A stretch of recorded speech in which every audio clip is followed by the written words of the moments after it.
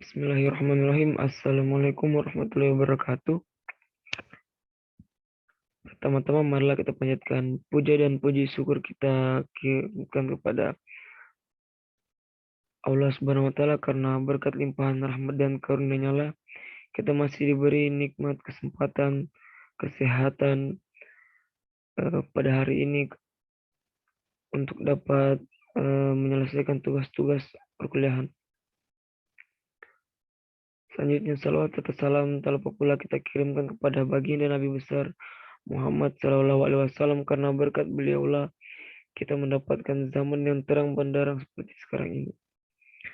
Selanjutnya saya atas nama Muhammad Aslim Alimuddin NIM J1A1200046 kelas A program studi kesehatan masyarakat. Pada video kali ini saya akan membahas mengenai penyakit gastritis pada mahasiswa.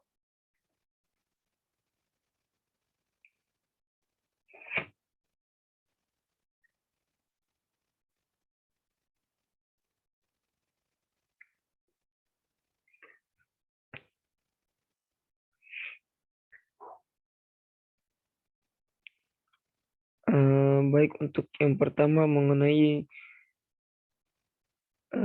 tahap-tahap perencanaan dan evaluasi kesehatan yang saya lakukan. Itu melalui 4 tahap. Yang pertama prioritas, kedua identifikasi masalah, 3 intervensi, 4 evaluasi. Yang pertama prioritas. Mengapa saya mengambil penyakit gastritis pada masa ini? Karena awalnya saya mengambil penyakit yang tertinggi di puskesmas itu penyakit gastritis, tetapi ini untuk penyakit gastritis yang di puskesmas itu secara keseluruhan, bukan hanya pada mahasiswa. Karena ada solusi dari dosen bahwa bisa kita mengganti tugasnya menjadi tugas di sekitar. Jadi saya mengambil permasalahan gastritis pada mahasiswa ini karena saya melihat rata-rata mahasiswa pada saat ini banyak yang mengalami penyakit gastritis ini. Baik, untuk selanjutnya identifikasi masalah. Kita bisa lihat langsung pada diagram yang telah saya tampilkan di sini itu untuk responden saya itu ada 10 jawaban, di mana 5 diantaranya itu masih usia 19 tahun, itu usia mahasiswa yang paling banyak yang menderita penyakit gastritis ini. Kemudian selanjutnya mengenai pengetahuan pada mahasiswa mengenai penyakit gastritis ini itu mereka masih banyak yang belum tahu. Kita bisa dapat melihat pada gambar diagram lingkaran ini, di mana gastritis dapat terjadi karena asam lambung dan pepsin yang berlebihan ini.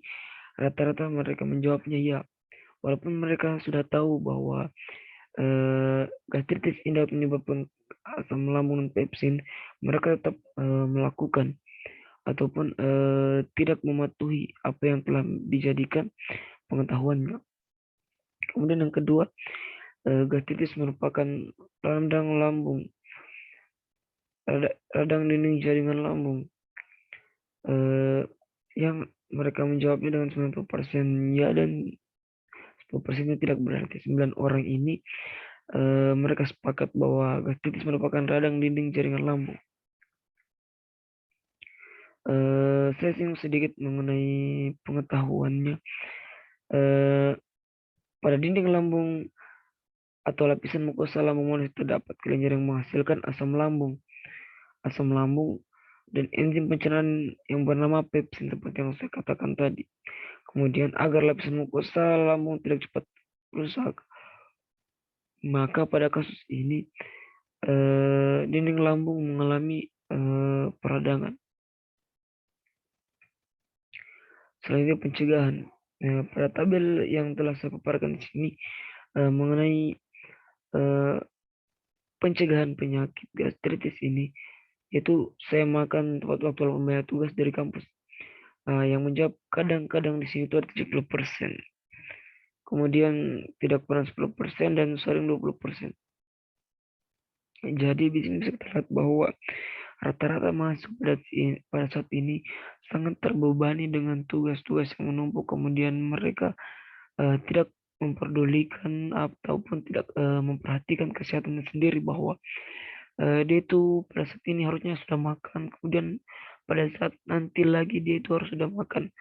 Maka dari itu eh, kita sebagai mahasiswa mungkin bisa mengatur waktu agar bisa lebih baik lagi. Kemudian menggunakan obat-obatan dalam studi,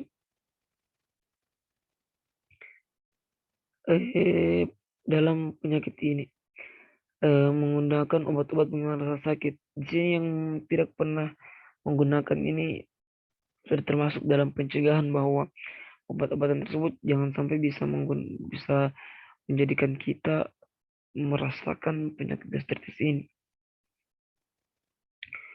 Kemudian faktor identifikasi masalah yang berhubungan dengan terjadinya penyakit gastritis terhadap mahasiswa.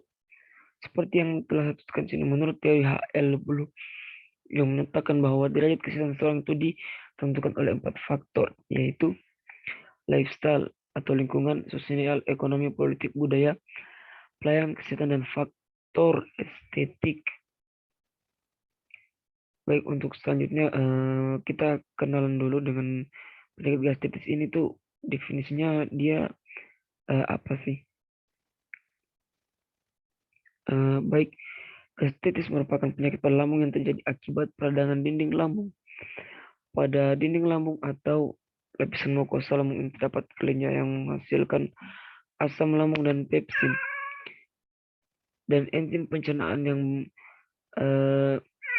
dapat mengakibatkan asam lambung. Ini lambung dilapisi oleh lendir mukus yang tebal.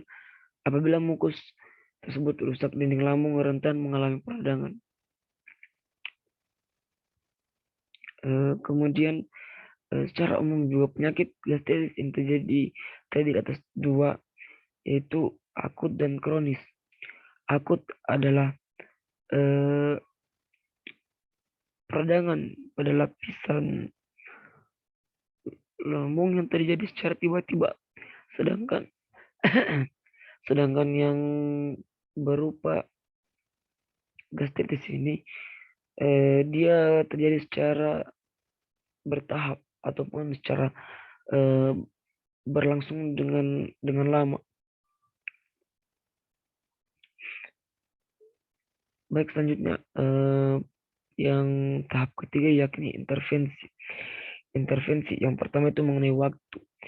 Jadi saya di sini ingin mengubah pola pikir mereka bahwa waktu itu sangat penting. Jangan sampai karena waktu ini ataupun kita lagi ada tugas ataupun yang lain-lain sehingga meninggalkan daripada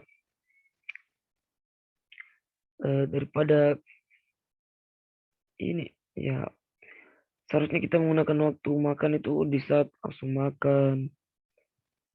makan secara teratur, kemudian minum. Minum di sini jangan terlalu beralkohol ataupun kafein. Kemudian kita makan lagi mengenai makannya ini tidak boleh yang pedas ataupun asam dan juga terlalu pedas. Selanjutnya olahraga. Mengapa olahraga saya masukkan di sini? Karena dengan berolahraga kita dapat membakar lemak yang bisa menjadikan sebagai sumber energi.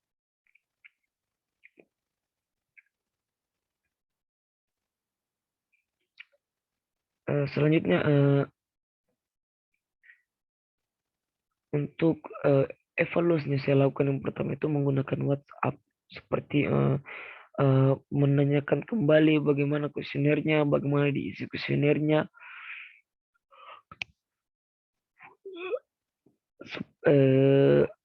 agar kita bisa mengetahui sampai sejauh mana pemahaman dia, sejauh mana dia bisa mencegah penyakit gastritis ini. Selanjutnya memberikan pemahaman lebih. Jadi memberikan pemahaman di sini mungkin diminta pengertiannya kepada setiap teman-teman panitia untuk lebih tertib lah. Selanjutnya pengambilan keputusan. Pengambilan keputusan di sini eh, untuk menentukan bahwa bagaimana cara pencegahan atau cara merawat gastritis. Yang jadi ada dua tahapan, itu pengobatan dan perilaku hidup sehat. Mengenai pengobatan itu yang pertama obat antibiotik. Obat ini diresepkan untuk mengidap gastritis. Kemudian obat anti diare. Obat ini membantu untuk mengatasi gejala diare yang dialami pengidap gastritis. Kemudian obat antasida. Obat ini sangat cocok dikonsumsi oleh pengidap gastritis akut karena pernah